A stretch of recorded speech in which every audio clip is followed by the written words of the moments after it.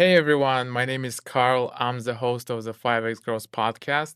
And today I have one of the biggest e-com operators in Australia. He's so big that unfortunately I can't really use his company name, but you'll understand from his experience and from what he talks about that he's legit. So please welcome James. Thanks for having me. Yeah, this is awesome.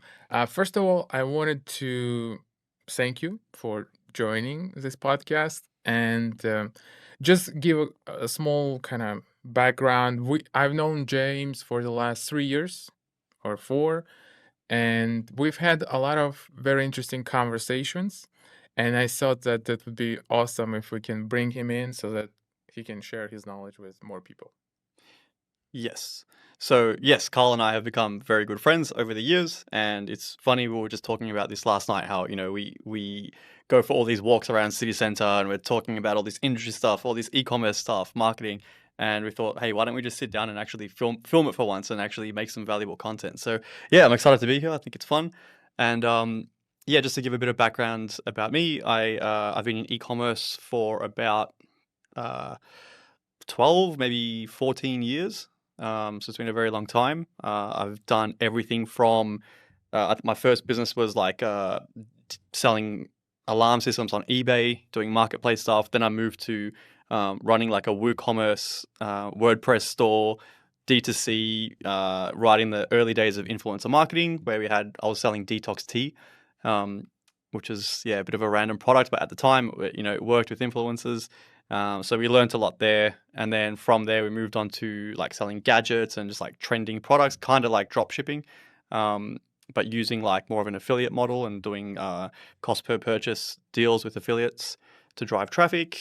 So I learned a lot about the affiliate space there, and then that was very volatile, very up and down. So from there I moved on to wanting to own a proper D2C brand.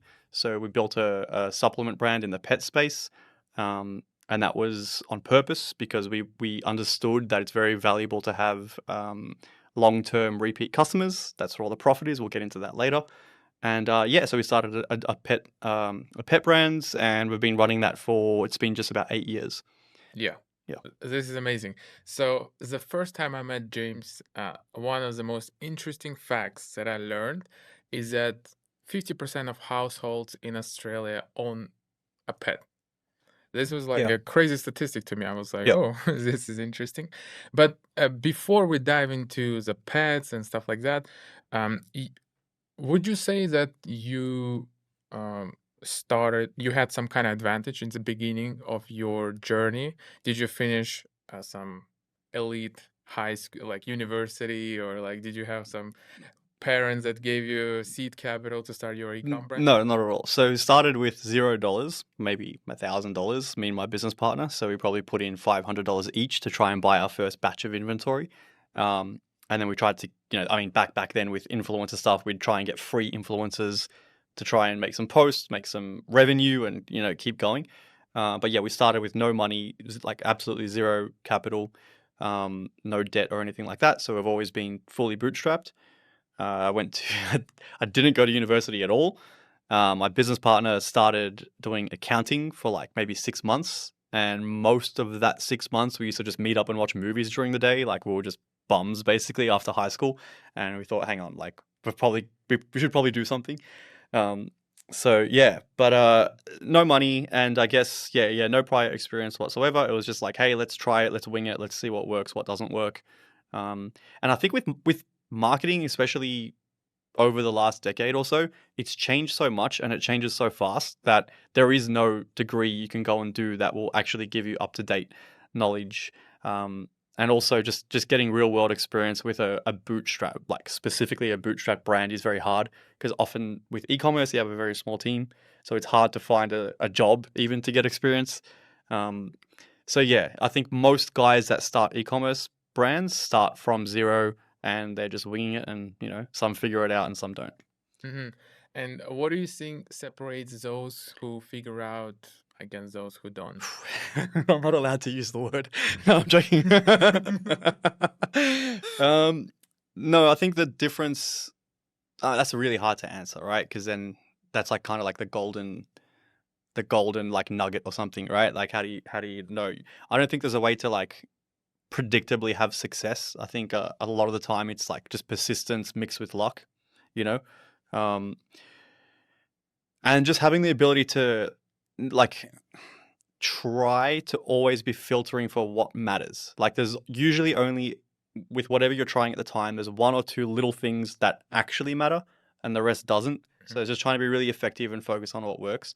For example, a lot of people the way it typically starts, right? It's like, let's just pretend none of us have been in internet marketing. Me and you meet, we're having fun, we're talking shit, we're sitting at a bar having a drink, even though you don't drink alcohol. And we're like, hey, we should start like a beauty brand. Like there's obviously high margins there. There's e-com. It should be easy. We'll just get influencers. Like, how hard can it be? Let's start. We'll build a store, right? So we're like, yeah, cool. Maybe we'll put in like $1,000 each, and we'll like do a store design and everything, right? And what a lot of people do is like they focus so much on everything being perfect. So they'll try and build this like beautiful store because it's like an ego thing too. It's like, I'm going to show my friends and family, like, look at this new brand we're building, right? So the website needs to have like perfect photography and all this crazy stuff. And they focus on that. Whereas like I can tell you, like we did our first 2 million on the standard Shopify theme, right? Like white background, black text with some images and a buy button. Like that's it, right? So yeah, it's like figuring out the offer, figuring out the pricing, how to do creatives properly on Facebook, like learning performance marketing. Those are that's where you should put all your attention. And I think maybe like to go back and answer your question, where like what separates people that find success and ones that don't is the ones that recognize what they actually need to be learning and figuring out versus the ones that are just trying to perfect everything and they're focusing on like branding and photography and trying to have this super polished thing from the very get-go. So Mhm. I would say that's probably if you're trying to go from 0 to 1 million, like yeah, you've got to really, really focus on that performance marketing side and nothing else. Especially when you don't have resources, like you don't have money to spend on photography, you don't have money to spend on some crazy website theme design. So yeah, that's when it matters the most. Yeah. And I can see that it makes perfect sense. And especially just a little bit of context. 2 days ago, we were speaking with James, and he was like, well, you need to start an e-com brand. And I was like, well, it's hard. And he said, well, most of the people that started don't usually have any background in terms of the marketing and so Yeah. on, which I can't really believe. I can't understand how that's real, that they Yeah. just started. Yeah. Well, you look at all the big e-com brands, most of the time the founders have a have totally different prior experience. Like they may have been like a sales guy for like real estate or something. Like who knows, right? Like there's all these different industries people come from and they get into e-commerce.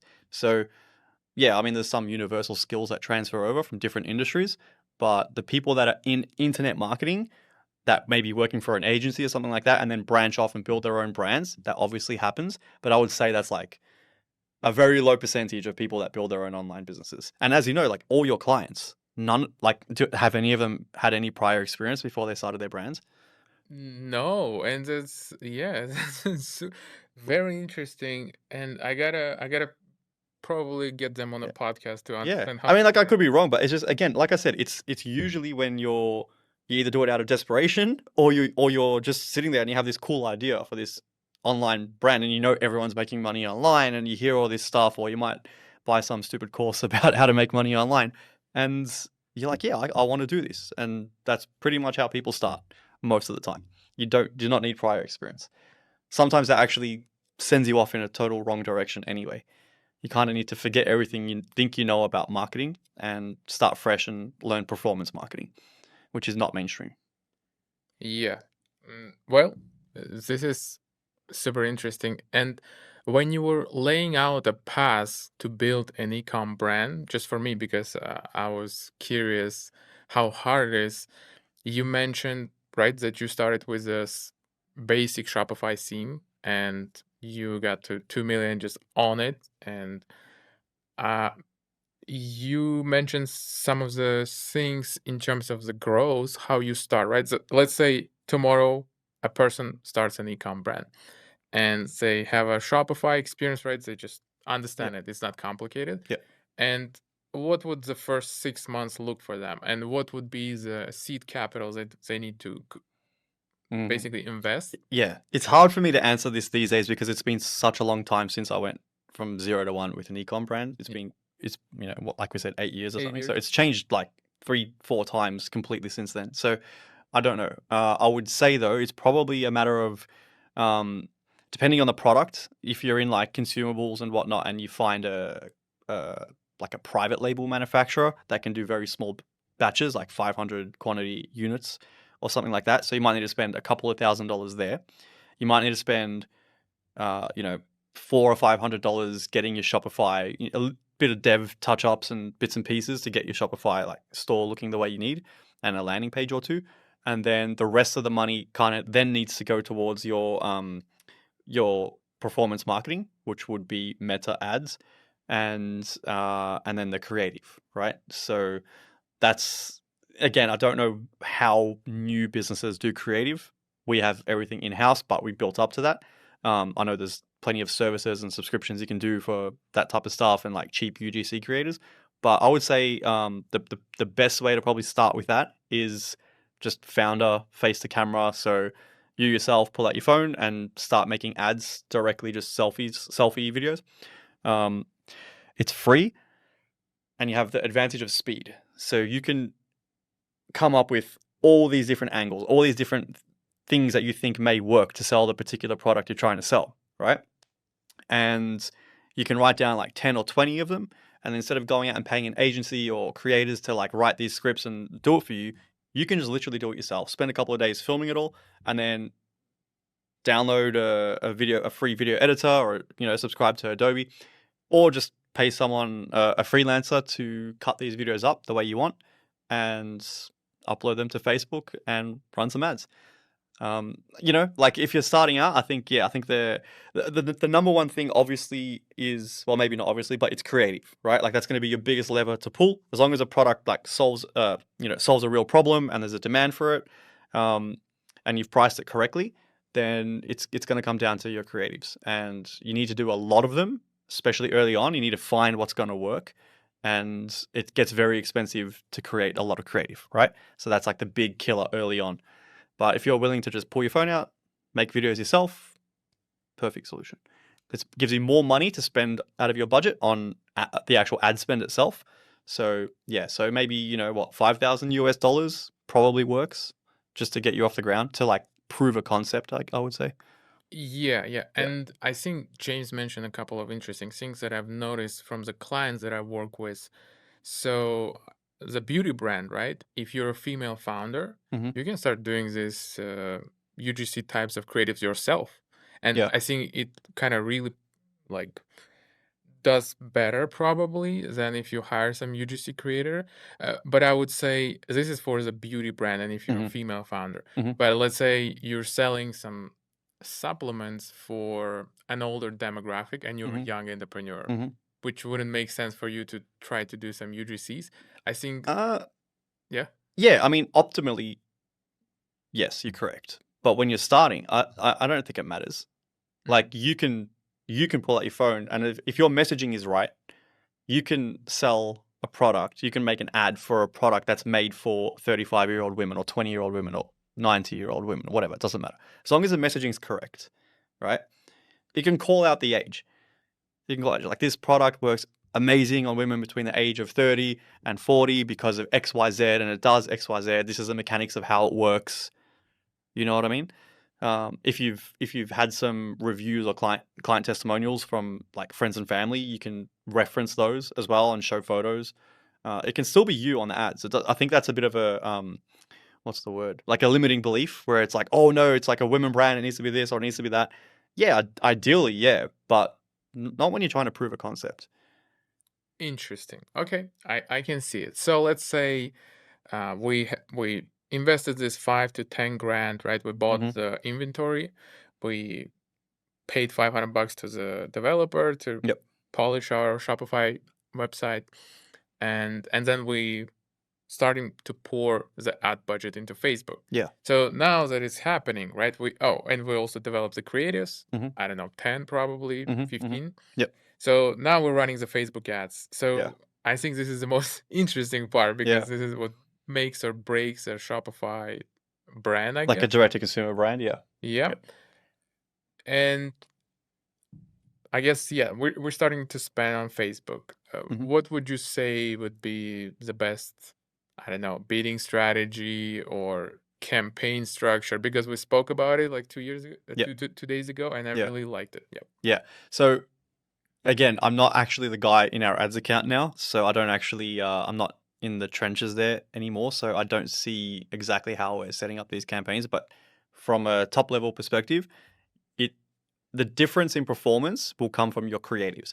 So as long as you've installed the Facebook pixel on your website and you can look up how to do that and that's all running correctly, then all that actually matters is your creative. And so the way you structure your Facebook ad account is you just want to optimize for conversions. So you set up a conversion campaign.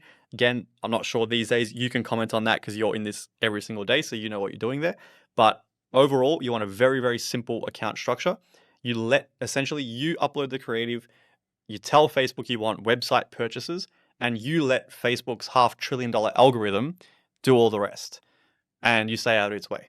And if it's not working, you keep putting in new creatives with new angles, and then things will start to work. And the ads that do well, Facebook's going to spend more on those ads. And it's going to figure out the most optimal way to get users that have never heard of your brand to make a purchase. So let the Facebook gods take care of it. And all of your focus, if you're the main media buyer, if you're the main person responsible for driving sales, running traffic, running the Facebook ad account, your job is not to go in anymore and look at like all these ad placements and turning this off and that off and trying to figure out all this stuff. It's to create a very simple structure and then really, really focus on the ads. And a good way to start is to look at competitor brands or similar brands that you know are doing well. So ones that have heaps of engagements.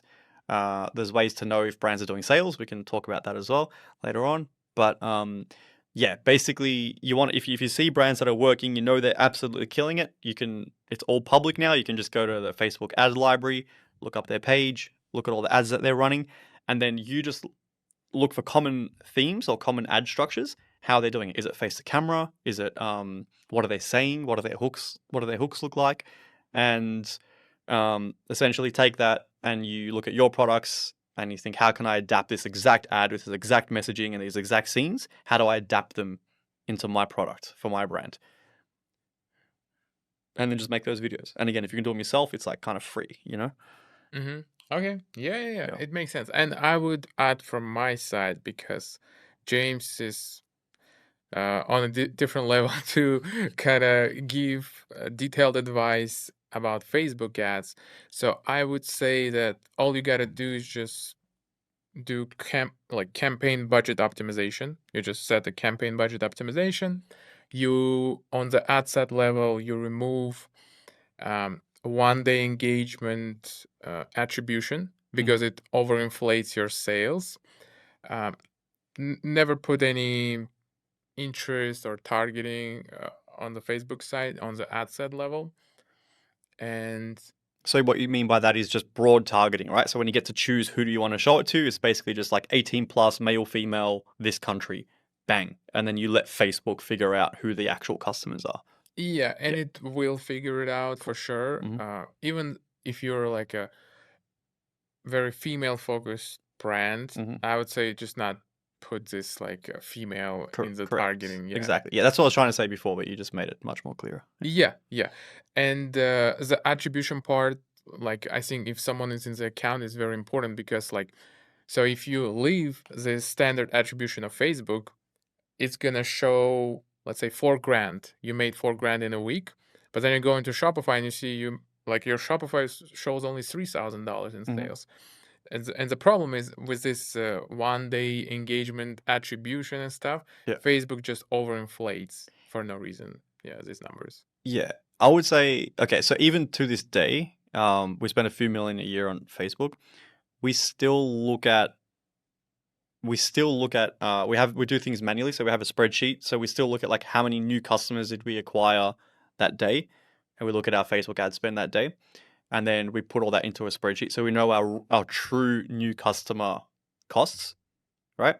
And then as a proxy, we can then look at the Facebook ads and see like, oh yeah, like which ads is Facebook or campaigns is Facebook attributing sales to, and let's say it's like a factor of 1.5. We just adjust it, right? So like, yes, Facebook's not going to give you the correct information. No ad platform will. No aggregator platform will either.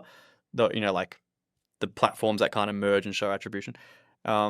So yeah, again, manual spreadsheet, and then just use a multiplier and try and figure it out that way. But you don't need to have like perfectly accurate information within Facebook, because yeah, you just won't get it. Absolutely. And actually, if you just pick like this 7-day attribution and nothing else, it's going to be pretty accurate to what the real numbers are. And also, speaking of all these attribution like systems like Northbeam, Triple Whale, Mhm. I think they popped up during the iOS Mhm. 14 update. Yep. So everyone started panicking. Yeah. It basically came Yeah. out of Yeah. nowhere. Yeah. Yeah. So they emerged. They say, "Well, we're gonna be the source of truth." Yep. But I feel like Facebook, in a matter of 6 months, kind of fixed it, the Yeah. attribution part. So Yeah. no need for I that. think you're probably on the right track there. I can't comment on like Triple Whale and Northbeam. We have some limited experience with one of those, but yeah, from what I hear from our ad buyer, it's essentially yeah, not so different from Facebook. A lot of the time, those the USP for those services are when you're multi-channel. So if you're a really big brand and you're spending in all sorts of places, it can help try and narrow down like where users first sort of clicked your website and where did they convert and all this sort of stuff. Again, yeah, I don't know. And what we're also seeing on a macro level is at the end of the day, everyone's spending 90% of their budget on Facebook anyway. So then, like, why do we need that? You know, does that make sense? So, Y- and again, if most of this audience is like people going from 0 to 1 million, it's not something they need to think about at all. They just need to look at their new customers acquired for that day on Shopify. What was their Facebook ad spend? Put it together. They know if their stuff is performing or not. Keep making new creatives. Keep coming up with new angles on how to sell these products, and some of those will hit. And when they hit, they really hit, and you'll see your performance improve significantly, and you can increase your budget and go from there. And then run into problems with not having enough money to keep up with inventory, yeah, like every growing e-commerce brand. yeah. And now we're slowly coming to a point where, let's say, we're running these ads and they're kind of profitable. That it Mm. looks profitable. You mentioned to me that an e-com brand owner should aim at 80% margin. Can you explain why? So like gross margin. So yeah. So basically, Facebook takes all of everyone's money. Okay. So everyone thinks of direct to consumer as, oh, this is great because it's like we're cutting out the middleman, right? Like we're cutting out the big supermarkets or like big distributors, and we're like making the product and we're selling it directly to the consumer, direct to consumer. Yep. But really, the middleman now is Facebook, right? And they take the biggest chunk of the whole D2C economy. So let's say your average cart value is $100. Um, you know, Facebook's going to take a huge chunk of that. Facebook's going to take like $50 often, right? You got to try and account for like a $50 cost per new customer acquisition, right? Obviously, it depends on everything, but I'm kind of just making this up. So, $100 AOV, $50 goes to Facebook, you're left with 50, right? Then, another $10 goes to shipping. Then you got merchant fees, right? Then you got the cost of the actual product, and then you need to have something left over to have made a profit, right? And then out of that profit, that's the like contribution margin. Then you still got some overheads, right? You might have staff, you might have the contractors you pay for the creating the ads or whatever it may be, right? Like the video editor and customer service and stuff like that. So after all of that, you're left with basically nothing, right? So so that's what I'm saying. Like you should aim for like 80% because then your product cost is $20. So $20, Facebook's 50. So what's that? That's $70. Another $10 of shipping. That's $80. Now you're already running 20% profit, right? Gross profit. Mm-hmm. Um, So if everything is $80, yeah. it's my AU like Yeah, The total value is supposed to be you 800. got $20 left, right? Mm-hmm. That's contribution margin. Mm-hmm. Yeah. So then you've still got some overheads, but that's fine. Normally they're quite low with e-commerce, and that's fine. Mm-hmm. So yeah, Okay. I mean, you should have 20% net, right? Like that's what you should be aiming for. That's healthy. Yeah. Yeah. Yeah. Okay. That makes So sense. yeah, that's pretty much that. All goes to Facebook. Okay. Yeah. Yeah. And also, you mentioned basically as a new e-commerce brand owner, all you need is to first answer the customer support emails yourself, right? Like, can you go through this part where you and then you hire people and for how much you hire them? You mean okay? So like from the very beginning, how do you go about growing a team, Yeah. right? Or how does it work? Yeah. Okay. So so in the very beginning, just do everything yourself, right? It's again, the product sourcing, you Google around, you find private label suppliers or whatever, or like through Alibaba for China, if it's like whatever it is, right? You find your suppliers, you build a store, you do the creatives yourself. Maybe you outsource the editing because it's kind of cheap and very time consuming. So if you can afford to do that, do that. And then and some graphics design, like bits and pieces, web tiny modifications to the website. So that's all like contracts, like Upwork and Fiverr, like that type of stuff, right? And then customer service you 100% need to do yourself at the start because you will learn everything you need to know about what's working and what's not working. So with customer service, you're answering emails. So like customers like, oh, where's my product? What's happening? So you'll see if there's issues with logistics, with shipping. Um, I'll talk about actually physically shipping in a moment as well. And then what else is there? Basically, shipping. And then you got like product knowledge questions. So they might ask like, how does the product work? If it's a supplement, like how much do I need to have per day and all this stuff. And you'll see all these questions come through. And how does that help? Well, if everyone's asking like, what are the ingredients? Then obviously on your landing page, you're not making that obvious enough, right? And maybe that's something that's important for conversion. So then you think, okay, cool. People are asking about this. Maybe I'll add it to the image carousel and have it be more prominent on the product page because obviously for this particular thing, that's important for people, right? And then that will help performance, right? And it will also help reduce the amount of tickets that you're getting. So that's just like one small example, but basically you learn everything you need to know from the customer service. And also you're managing the Facebook comments, which is like often pre-purchase questions, right? Super important. You see what people say. Again, now you know what you need to mention in the ads when you're making new creatives. You need to know what to have on the landing pages or product pages. People might be complaining about price too much, or people might be saying, hey, this is so cheap. Maybe you think you can lift the prices. You should be doing price testing early on. So there's all these things you do, but you should do everything yourself in the early days. Don't try and use all these bullshit AI tools that's Oh going to automate no. automate all of your customer service and everything from day one. Like maybe later on, sure, but it's nonsense. At the start, you need to do everything yourself. Hmm. Okay. And let's say when you do the customer service yourself, you mentioned to me that basically two main team people that you're supposed to have is just customer service representative, and the second one is video editor. Yeah. Like mainly that's all you need for to Yeah. grow the e-com brand, Yes. right? Yeah. So Yeah, there'll be your first two hires. And you can also do those through like, Philippines or wherever, depends where you are in the world, but you can like outsource that pretty cheap. yeah, yeah. And when James saying pretty cheap, he told me that it's $400 a month for the customer service representative. For a good one, proper full time. Yeah, full Yeah. time, and 200 if it's part time a month. Yeah, that's like really good for Philippines. Mm-hmm. Awesome. And in terms of the video editing, do we know what kind of pricing is I there? wouldn't be able to tell you. I really Yeah, don't know. Yeah. James is just too Honestly, far like it's ahead. not hard to learn because you're not actually video editing. All you're really doing is just cutting clips, right? You're just cutting parts of the video up and putting it all together. Yeah. So you're not really. It's not like you're color grading or doing any of this crazy stuff. So you can put in half a day of YouTube learning and start just doing it yourself and save the money that way. And again, it's probably not a bad idea because like you want to really be involved in knowing exactly what's being put into these creatives so that you can understand when some of them are performing well, you have a much better in-depth understanding of what's in that creative. Like how did you do the hook? How is everything working? So again, I think it's something you can do yourself. I was doing it myself at the very beginning. It was terrible. I should show you some of the videos, but I was filming the shit, cutting it, running the ads, testing. Like It's fine. Just do it yourself at the start. Okay, okay, makes sense. And now we're basically coming up to the point where, let's say we got this 80% gross margin, right? Hmm. We got our website, we're answering the customer service tickets, Yeah. and things are going well, right? Yeah. We're spending, Yeah. I don't know, 4 grand on Facebook, and then Sure. Yeah. in 4 months we're Yeah. spending 8 grand. Yeah. It's like sales are coming in, we're profitable.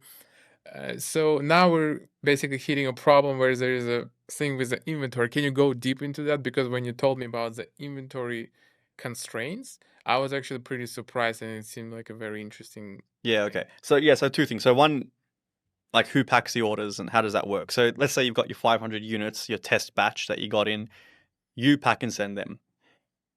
It's going to take you a very small amount of time out of your day. You can probably do, depending on the type of product, but somewhere between like 30 to 50 orders per day on your own. It's not hard, not an issue at all. Once you pass that, it's probably worth going to a 3PL. So 3PL stands for third party logistics. There is e-commerce specific 3PLs all around the world now in all the tier one countries. And basically, yeah, you can just reach out to them, set up an account, and what you do is you get your supplier to send the inventory directly to them.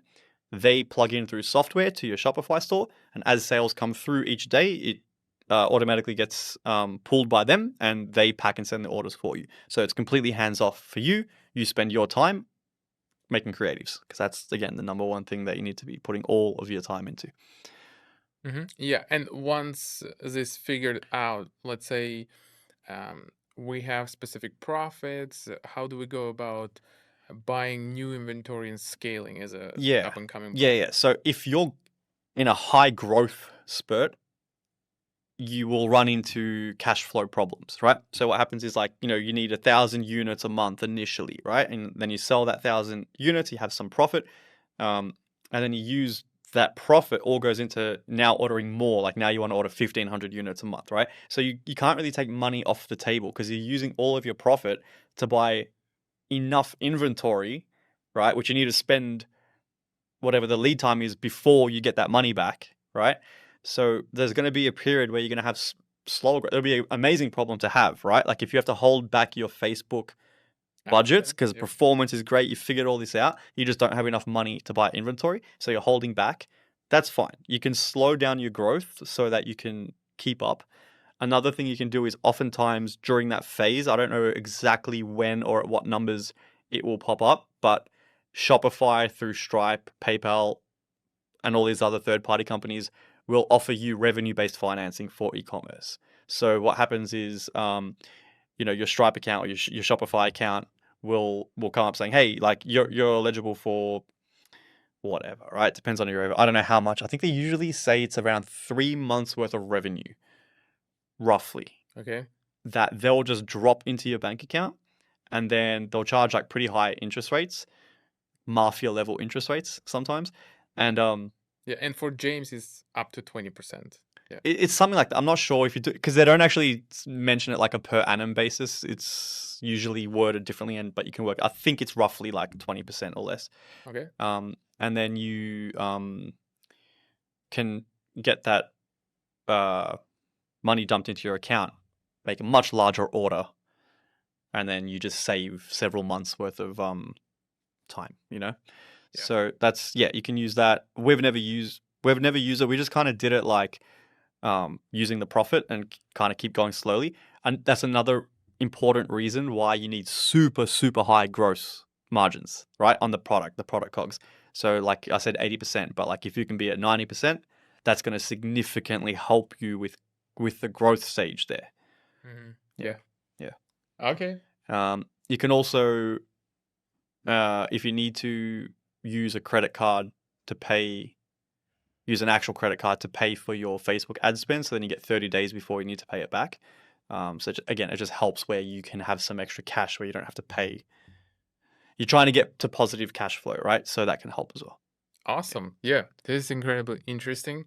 And another point that James mentioned, I'm basically like recalling our walk that we had, and he just basically told me all these things. But this is very helpful. Now, under this high pressure situation where we're having a podcast, I better learn and I go through these points again, so to Hmm. nail them. And I think it's going to be incredibly valuable for up and coming people who want to start their Shopify brand. Hmm. But probably we're either going to do a separate episode with people who are in James's league, right? Like around 10 million a year, and he'll basically describe all the different um, I don't know, challenges and things that can help scale for these types of people. But at this point, we're just gonna talk about like, Yeah, we'll keep this podcast at like how to go from nothing to starting something. And again, like I feel like on one hand, I'm qualified to speak of that because I've done it and we've built something sustainable long term and real from it with huge 8-figure numbers. But at the same time, it's been so long since I started with nothing. And again, like I don't even know what services there are for things these days, right? But I think yeah, as a general rule, some of the stuff it just sticks, like doing things yourself and all of that just needs to be done. You know? yeah. And the Yeah. thing is, for example, the things that you told me and the logic that you explained. I've listened to a lot of ecom podcasts before, and I never seen anyone to kind of explain it well. Hmm. So I think you're underestimated the knowledge that you give, and also you might think that you're detached from it, but it might be pretty good. I don't know. It might be an advantage because you still went through it, and Yeah. you still kind of understand the details of how everything works. So I think you're a perfect guy to There we this, go. this Yeah. is basically a mini course for like people who want to start a Shopify brand. So this is awesome. Yeah. Yeah. Okay. So you also mentioned to me that the email, because a lot of people think that like the email campaigns for e-commerce brands are crucial and they really bring in a lot of revenue. Yeah. What's your opinion on that? So I think email attribution is overstated all the time. One, obviously, by the email platforms themselves. Somehow, Klaviyo just is responsible for like, I shouldn't say, Klaviyo is responsible for half his sales. Um, when in reality, it really depends on your brand. But like we're in the supplement space, right? So there's a lot of repeat orders, make like existing customers that come by, and there's customers that buy our products, it solves a problem, it works, and they run out and they need more. So they're going to come back to our website and they're going to buy it. They also happen to click on our emails every time we email them, right? So then how do we attribute that? Is that did they buy because they clicked the email or were they going to buy anyway, right? So and that's another thing like with Facebook ads, right? A lot of your repeat purchases are going to come from Facebook ads, Oh yeah. Hmm. especially these days, right? Yeah. Because Yes. Facebook's like pretty bad when you exclude if you add exclusions to exclude existing customers to try and reach new customers. These days, oftentimes it's like not doing that very well. So, but it's effective. Like you have a cheap, like those conversions are very cheap through Facebook. So like you're still paying money running ads and getting these people back to your store to buy. Now, some of them are going to buy anyway. Some maybe weren't, right? Hmm. Some maybe forgot and then maybe would have gone and bought a competitor one through Google or something. So it still matters. It still adds value. But yeah, with email, basically, I think it's massively overstated. Should you do it? Yes, definitely. Is it like super essential that you have some agency that you're paying like a percentage of revenue to and all that? Absolutely not. You should have some flows. Maybe pay a consultant or an agency to set them up initially, and then just like, kind of let it run and review it every now and then. Um, Campaigns, yes, you should regularly send campaigns and all this stuff, but it's not something that needs to be a huge pillar of your business. I don't think that's yeah, I think a lot of people overstate it, like brand owners themselves that don't realize um, the overstatement of attribution, and then obviously the platforms are pushing it heavily, and agencies push it the hardest, right? Like, yeah, we do email, like it's either a add-on service to the Facebook stuff, or it's just an email agency in general, and they push it the hardest. And I think that's yeah. Yeah. I'm not against email, just to be clear. You should definitely do it. It definitely matters. It will have incremental lift to your revenue. But we're talking about this 0 to 1 million phase. Nah, just have your abandoned cart, have a little flow, try and get people back, but that's it. Yeah. Don't focus too much on it. All right. Yeah. Yeah. Once you're doing a few million a year, then you can spend more time and attention. Okay. Yeah. Awesome. I guess now we can come to a point where we probably can discuss when someone does like a million or few million a year, and what would be the challenges at that point, or it's pretty much the same? Um, it's a good question. I think it depends what numbers we're talking about. If we're talking like 1 to 5 million, I think that's about getting like your systems and processes done, dialed in a bit better. Making sure you have, your customer service outsourced, your video editing outsourced, things that take up time, um, cleaning things up, making sure your bookkeeping is good, make sure you really know your numbers, like really, really know your numbers. At that stage, that's the most crucial time when you need to really dial in and know, like think of every single expense, make sure you're looking at your spreadsheets correctly in terms of like pulling in again, like I was mentioning, your new customer acquisition stuff and everything. Make sure you know your numbers. That's like crucial at that stage. Um, and then it's also a time when you should really look at like lowering your cogs as well. So chatting to suppliers, now you're doing a lot more volume. You need to be negotiating better pricing um, and stuff like that. And at that stage as well,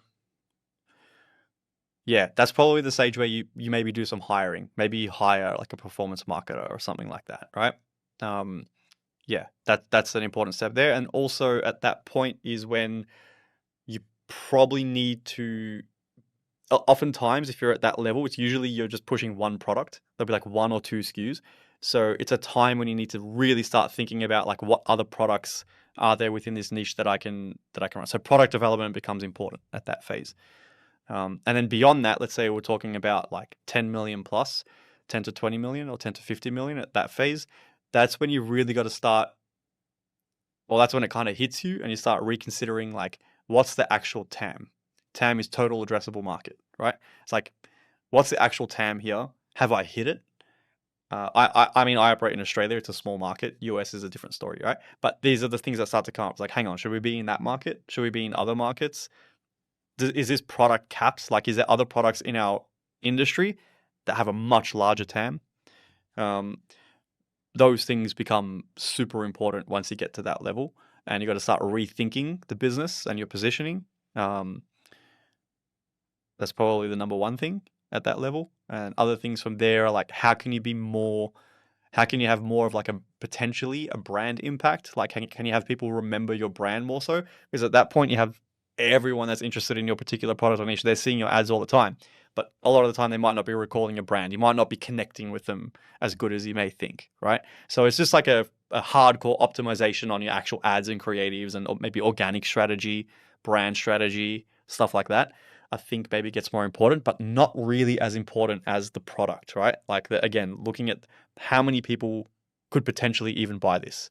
And it's something people don't think about at all when they're going from 0 to 1 million, right? And it's really hard to try. Like, there's no real like super accurate way to do it either. So yeah, it's something people don't consider at all. And as you get through it, at some point you got to like, okay, maybe we need to be launching other products with a much larger TAM and making them work. Otherwise, you kind of stagnate. Yeah. So yeah, Yep. that's just in my experience. That's just how it kind of looks. And I really want to just go back a few steps because you mentioned there when you're at 1 to 2 million, you gotta start thinking about hiring a performance marketer. And I assume we spoke with you a long time ago about the book like A Players, and Mm-hmm. I'm curious just to pick your brain on the hiring process and how Yep. you go about it. How do you find the A players? I would say that I'm not qualified to answer genuinely because we have a very small team. We have like less than 10 people, Yep. and it's just not enough experience. Mhm. Like, I may have just fluked some of our team. Like, we have we have a good, very, very excellent team, spot on team. Um, I think I can't comment on necessarily hiring. I think you should read a book called Who. I forgot the author, but it's very, very popular hiring book called literally just called Who. Um, we read that book. We took all the notes on that process.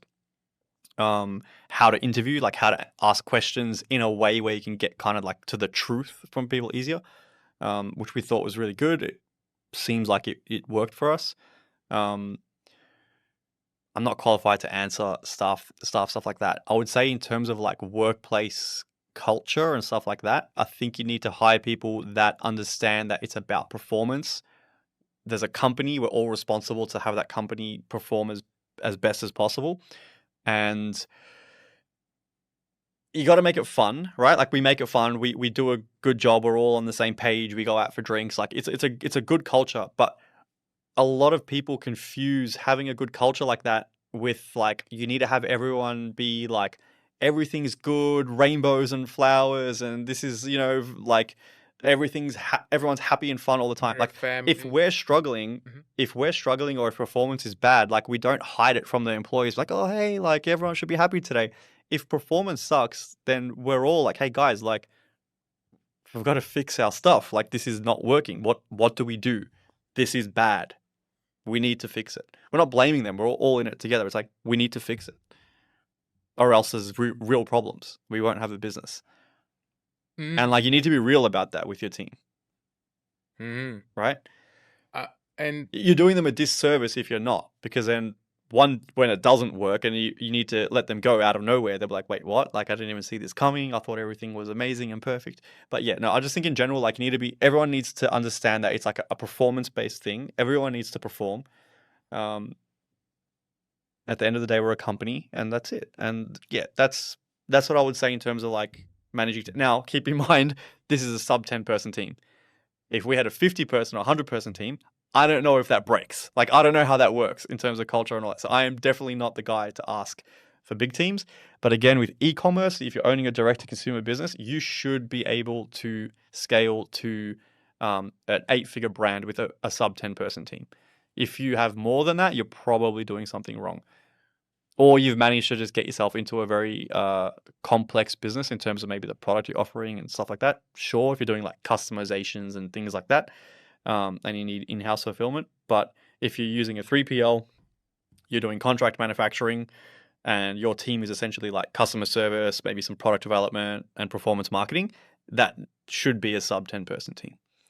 oh wow, interesting. And I bet it's crazy to hear if someone's not in the e-com space, Yeah, right? Because to get to 8-figure yeah, yeah, in the agency, yeah. you gotta have like at least 50. It's a totally different thing. Well, in an agency, you're kind of arbitraging uh, humans. Yeah, in a way. Yeah. But yeah, e-commerce, direct to consumer e-commerce, oftentimes you can easily do a couple of million USD of revenue per head, Mm-hmm. right? Which is very, very, very high. But you got to keep in mind you're using third-party 3PL, using third-party contract manufacturing, right? It's just how the industry works. Like it doesn't make sense to be manufacturing your own products. It's a totally different thing, and often to be shipping your products. It's yeah. But yeah. Small team, small efficient teams, that's the way to go. Bootstrapped is probably the only way to do it. Now, you see these businesses that are very public on, Twitter or X and just everywhere, and that have funding through VC companies, and we can talk about that. But from my experience and from everyone I know in the space, I there's very few examples of funded e-commerce brands that had funding from the start. Pretty much all of them grew unprofitably, majorly unprofitably. They basically just spend all the VC money on Facebook ads, but their average order profit might be like $30, $40 or $50, and they're spending like $70 or $80 or something like that. So they're spending like double, like they're just like losing $30 per transaction or something, right? Or in some cases with these mattress brands, they were losing like, was it like $400 or something, like negative ROAS per order or some crazy thing like that. I don't even know what it was, but um, I haven't seen examples of any business that's received funding from the get-go that has been successful. Now, there's plenty that take funding because they have the inventory growth problem and they have a great product and they're like profitable on customer acquisition and all that stuff. Sure, that works. But basically, a few years ago, a lot of VC money came into the direct-to-consumer space for the first time. They pumped all these brands hoping that if we just spend enough and we get big enough and we take over enough market share, we will become a brand that everyone knows, and then we'll be able to be profitable because it'll be like a flywheel and we can like reduce the ad spend and then it will just be a thing that sticks. Mhm. And now we have this huge brand that everyone knows that's worth billions of dollars, and that's what they were aiming for, which is fine. Not one worked. Hmm. Literally not one. Yeah, so they kind of tried to do the Uber model, right? And Yeah. it keeps losing money. Yeah. So why do you think it didn't work? Um, Product market fit, maybe. So, I mean, I guess it's like individual for all different things, but like oftentimes it's product market fit. So someone has this really cool idea for this new like beverage that's like whatever it is, right? And yeah, they get the funding, they start it, they push it everywhere. It's like, again, they're just losing money on ads, getting some sales. And it's just one of those things that just people just don't want enough. It doesn't solve enough of a problem.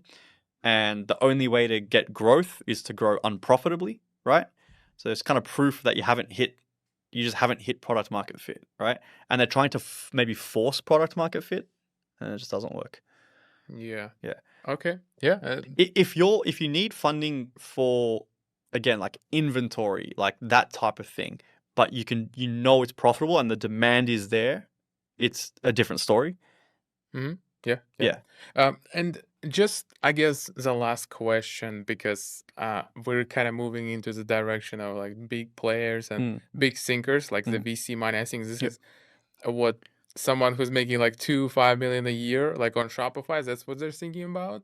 No, it's actually no, it's like pre anything. It's like people that wanting to start an e-commerce brand, like, yeah, we need to make a deck and we need to go and get funded and we're going to do this Mm. crazy thing and all this stuff, right?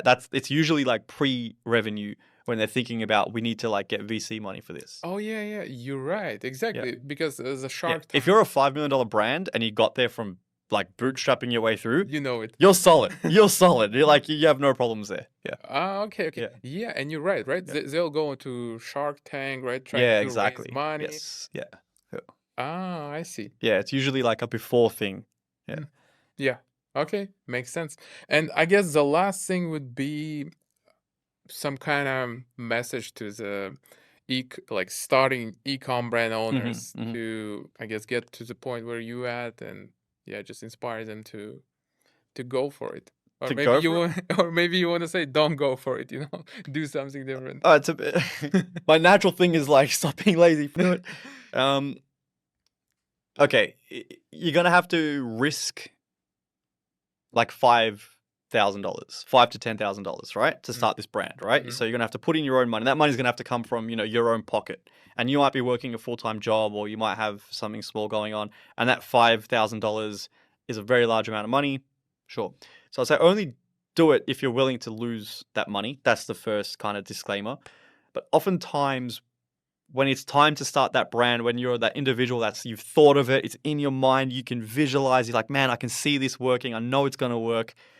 If you're feeling that and you can afford to lose that money, then you have no excuse whatsoever, right? So like those two things. Like if you have the money and you're like, yeah, screw it, I'll just try like this thing. It's like, I don't know if you really dug in. Have you found like competitors that are killing it? Like, you got to have something, right? You got to have some kind of like plugged in visualization that this is going to work. If you don't have that, I'd be like, maybe wait till you do.